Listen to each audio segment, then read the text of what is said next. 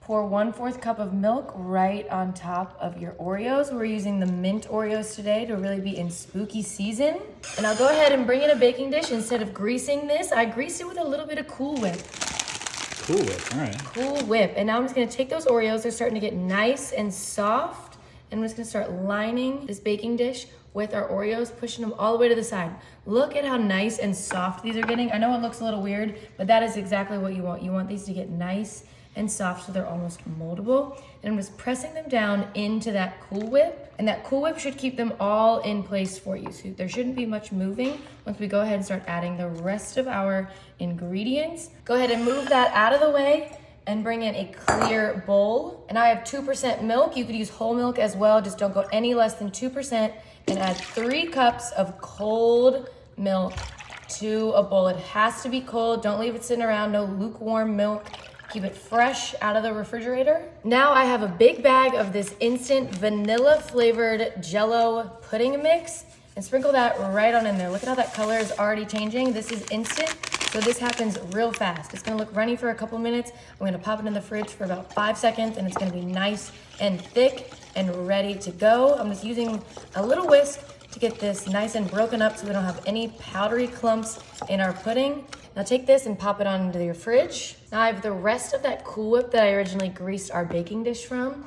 And first I'm gonna take some ginger.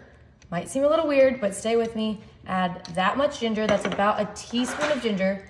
Then some ground cinnamon. Go pretty heavy with this ground cinnamon. You really want this to counteract that bit of a almost spicy flavor from the ginger. And then cardamom. Where does cardamom come from? Do you know, Blake? Cardi's mom. Cardi's mom, that is correct. That is correct. And you don't want to go too heavy with this. Maybe that's like a pinch. That's less than a teaspoon. And then a little bit of nutmeg. Do you know what all of these spices combined together make? Fall. Fall, okay, but keep thinking, what else? Autumn. Okay, how about I just tell you? It makes pumpkin pie spice. Oh, really? Those are the 4 spices that you use in pumpkin pie. I just didn't have any pumpkin pie spice handy, and it's honestly expensive to buy all together already. So I just went ahead and made my own. Can you see all those spices just floating in there? I didn't know that's how easy it was to make. It's so simple. So you could really make your own homemade pie at home, and it's that easy. Go ahead, bring back in those Oreos. They should be, look at how soft those are now. That's perfect. Those have been marinating for a few minutes now. I'm just gonna take some dollops. We're gonna do about 3 dollops at first. Well, maybe 4 dollops. Right on there. Missed the bowl a little bit. That's all right. No one ever said my aim. Nobody saw that. No one said my aim was any good. Nobody saw Honestly, that, right? That's fine. My counters are clean. I cleaned it off about 10 minutes ago. No big deal. Now look at how thick this pudding is. It's not as thick as it could get. We're gonna chill it a little bit more, but we want it still a little bit runny to be able to dollop it on to this layer of our dessert. Look at this.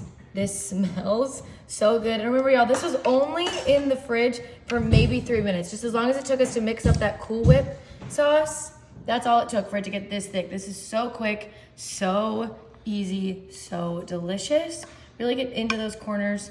Leave no side unspread. And now we got one more layer of that apple pie spice Cool Whip. Just dolloping the remainder, whatever you can scrape out of there, dollop it on. Leave none of this wasted. This stuff is so flavorful, so delicious. You just wanna make sure you don't miss any of it. Try not to disturb that pudding. It's gonna move around a little and that's just fine.